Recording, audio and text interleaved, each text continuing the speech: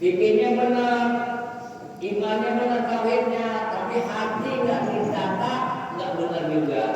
Ada ujub, ada ria, ada takabur, ada hasad, ada dengki, ada kebencian. Jadi semuanya harus berjalan. Inilah yang dikatakan ilmu fardu ain. Ya, makanya tiap hadis yang sama memasukkan hadis Umar ini. Ya, gara-gara datang seorang laki-laki. Kemudian disoroti, apa yang disoroti? Yang disoroti oleh para ilmu hadis adalah kembalinya domir. Domir itu kembalinya kata ganti. Wa qauluhu wa wada'a kaffaihi ala fakhidaihi. Wa wada'a kaffaihi ala fakhidaihi. Ini lagi ya, tadi kita urutan. Kalau lengkap. Ini enggak orang urutan. Wa wada'a kaffaihi ala fakhidaihi.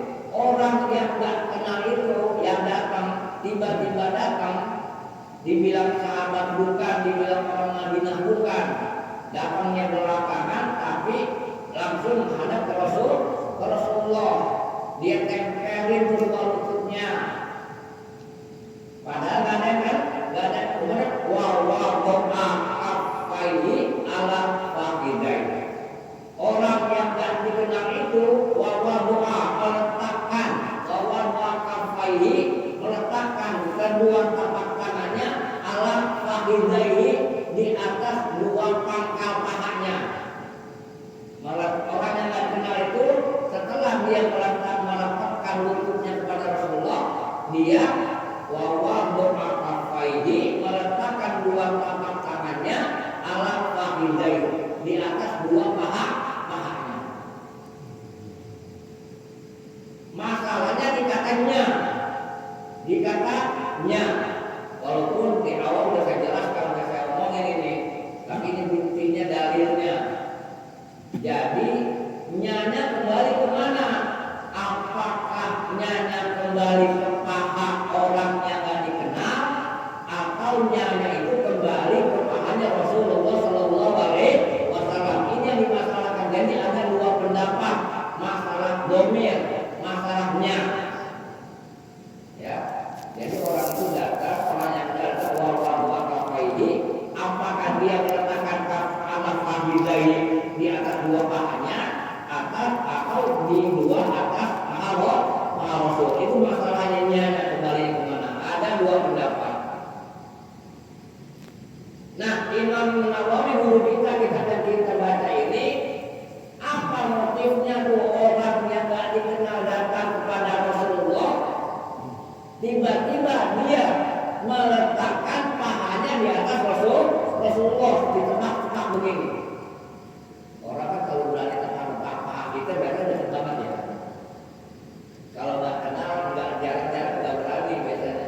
Padahal begini-gini atau apa begini-gini, berarti dia udah. Apa kata guru kita nih, Imam Nawawi apa?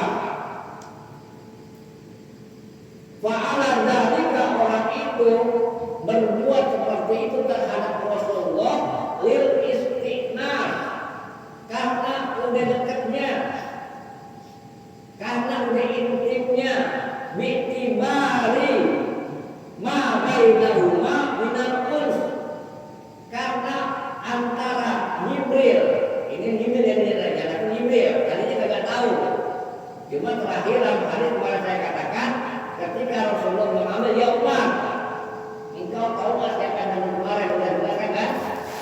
Saya nggak tahu ya Rasulullah. Apa kata Rasul? Fa innahu Jibril atakum yu'allimukum dinakum. Sesungguhnya kata Umar 3 hari yang lalu Jibril ngajarin kita agama kita. Makanya lahirlah ilmu fikih, ilmu tauhid, ilmu tasawuf, Islam, iman, ihsan. Nah, ini dibahas masalahnya, apakah kepahanya Jibril atau kepaha Rasul? Kata Imam Nawawi, ini adalah kepaha Rasulullah Sallallahu Alaihi Wasallam lil istiqnas mi'tibari ma bainahuma, karena keintimannya, karena kedekatannya antara malaikat Jibril dengan Nabi Muhammad Sallallahu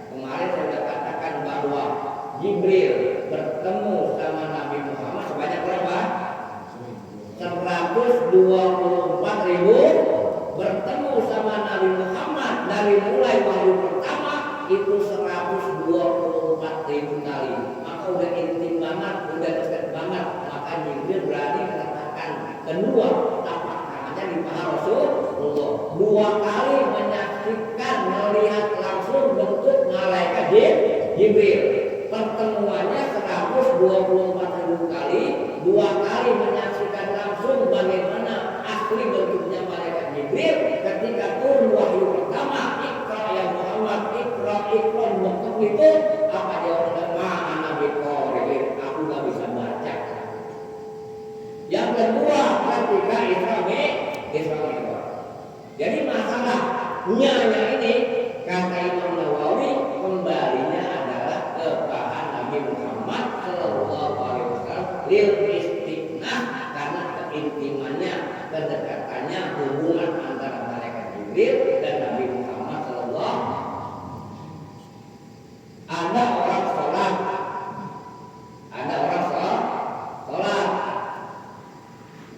anjing menjilat kakinya batal nggak? Ada orang sholat anjing menjilat kakinya batal nggak? Hah? Apa sebabnya? Anjing berkata itu masalah situ. Ya, gara-garanya bisa berdebat itu. Orang sholat anjing menjilat kakinya batal nggak sholatnya? Ya enggak. Orang anjing menjilat kakinya. Ini masalah kembali domir, ini kata ganti. Ini dimasalahkan dalam hadis umat, masalahnya wawadhu kaffaihi ala fakhidai. Orang itu meletakkan 2 telapak tangannya di atas kedua pahanya. Nyanya ini kembali kemana? Apa kembali ke Jibril atau kembali kepada Nabi Muhammad? Ternyata kata guru kita Imam Nawawi kembalinya kepada Nabi Muhammad Sallallahu Alaihi Wasallam. Kenapa? Lil istiqnah, karena kedekatan, keintiman hubungan antara malaikat Jibril dan Nabi Muhammad. Mana dalilnya? Dalilnya adalah yang diriwayatkan Imam Nasai min hadis Abi Hurairah wa Abidah. Jadi dalilnya daripada hadis riwayat Imam Nasai dari hadis Abi Hurairah dan Abidah Aisyah. Ini dalilnya Imam Nawawi. Wa wadha kaffaihi ala rukbatain Nabi sallallahu alaihi wasallam. Ini hadis diriwayatkan oleh Imam Nasai dari Abi Hurairah dan Abidah. Wa qala wa wadha kaffaihi atau yadaihi ala rukbatain Nabi sallallahu alaihi wasallam. Dia orang yang tidak dikenal katanya, padahal malaikat Jibril. Wa wadha kaffaihi ala rukbatain Nabi sallallahu alaihi wasallam. Itu dalilnya dari Imam Nawawi. Jadi tidak benar kalau ada yang mengatakan bahwa Jibril meletakkan kedua telapak tangannya di atas pahanya Jibril. Yang benar adalah riwayat yang kuat daripada riwayat Imam Nasai yang diriwayatkan oleh Abi Hurairah dan Abidah juga meriwayatkan wa qala wa wadha kaffaihi ala rukbatain berarti 2 lutut an-Nabi sallallahu alaihi wasallam. Jadi nyatanya kembali kepada paha Rasulullah. Ini hadis ini apa ini? Seperti itu kita jelaskan. Jelas Pak ya? Nah itu masalahnya. Jadi biar nanti jadi pembatai jadi.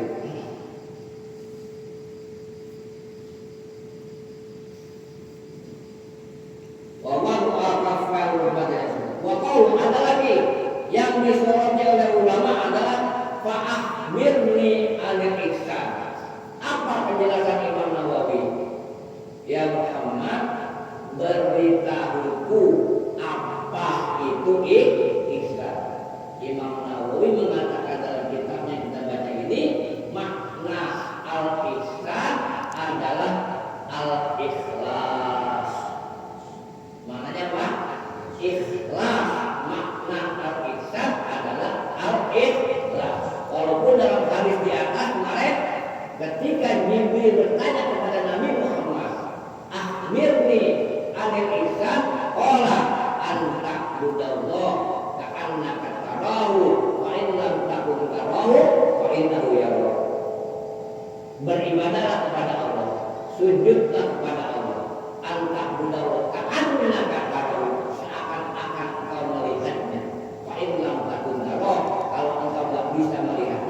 yakinlah bahwa Allah melihatmu. Itu kemarin daripada penjelasan hadis. Kemudian ditanya Imam Nawawi, makna ihsan. Makna ihsan dikatakan adalah al-ikhlas. Ini pekerjaan yang susah.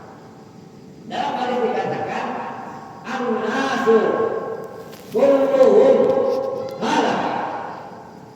An-nasu kulluhum halaka illa al-alimun wal alimuna halaka illa al-amilun wal amiluna halaka illa al-muflisun wal muflisuna halaka illa ala khatarin qalim. Apa kata manusia kulluhum semuanya, dia penguasa kayak, dia rakyat kayak, pimpinan perusahaan kayak, dia karyawan kayak, yang tua, yang muda kayak, perempuan lagi, kulluhum an-nasu kulluhum halak, binasa, celaka, gagal, enggak sukses, kecuali dia udah naik makom illal alimun, kecuali dia orang yang berilmu.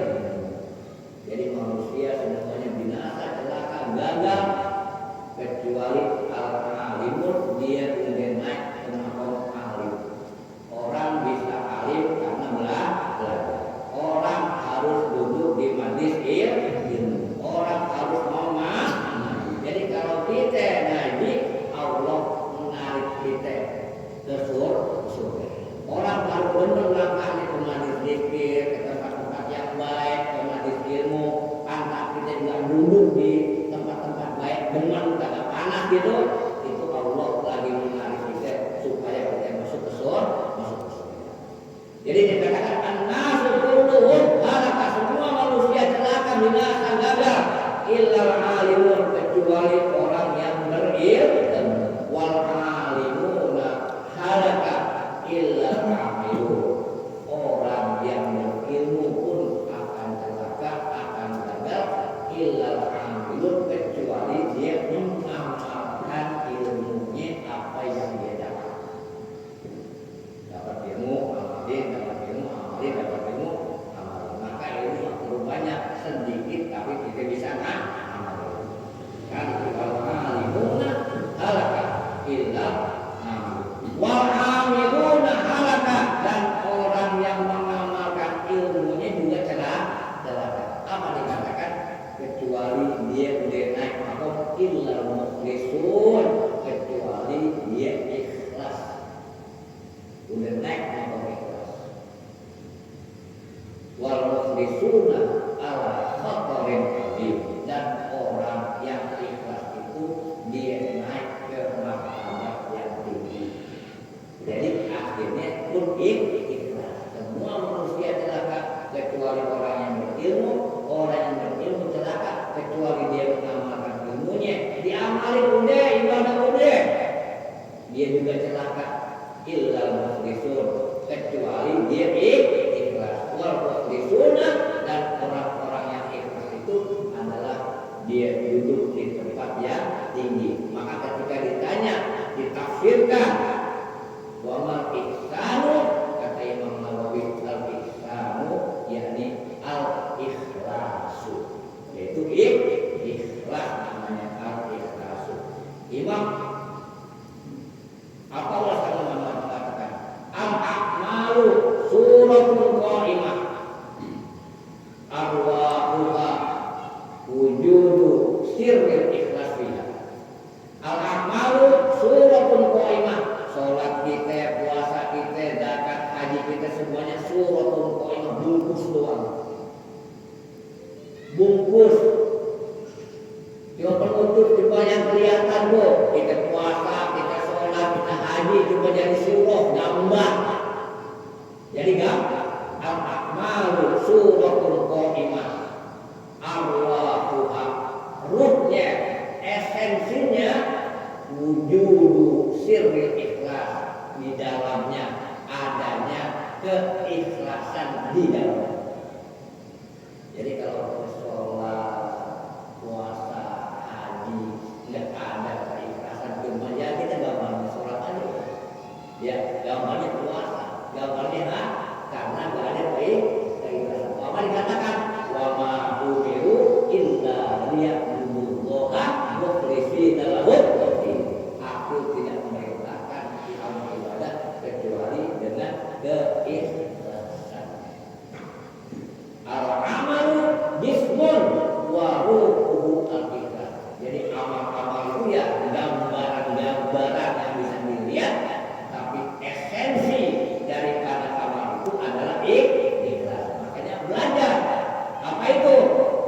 fikih, ilmu tauhid, ilmu tasawuf, supaya ibadah kita bisa ikhlas, bisa mencapai keikhlasan. Nah, sekarang ya kembali masing-masing ya. Makanya gua mau ikhlas, gimana ikhlas? Lu bukti mali semuanya enggak, cari ilmunya enggak, gimana bisa gimana bisa ikhlas ya. Jadi katakan oleh Imam An-Nawawi bahwa fa'akhbir bi anil ihsan yaitu ikhlas. Apa sih gambaran ikhlas? Contoh surat Al-Ikhlas. Surat Al-Ikhlas ada takasur, di situ ada al-taqul takasur. Quraisy ada di ilafi Quraisy. Al-kafirun ada qul ya ayyuhal. Al-falaq ada juga An-nas ada An-nas juga. Ya. Al-Baqarah ada lagi innallaha ya'muru an tarfa'u baqarah ada juga. Tapi di Al-Ikhlas ada enggak? Disebut enggak ikhlas? Disebut enggak? Qul huwallahu ahad. Allahus lam yalid wa lam yakul lahu kufuwan ikhlas. Wa lam yakul kufuwan ikhlas atau kufuwan ahad. Ikhlas enggak ada. Yang lainnya ada tiap nama-nama salat.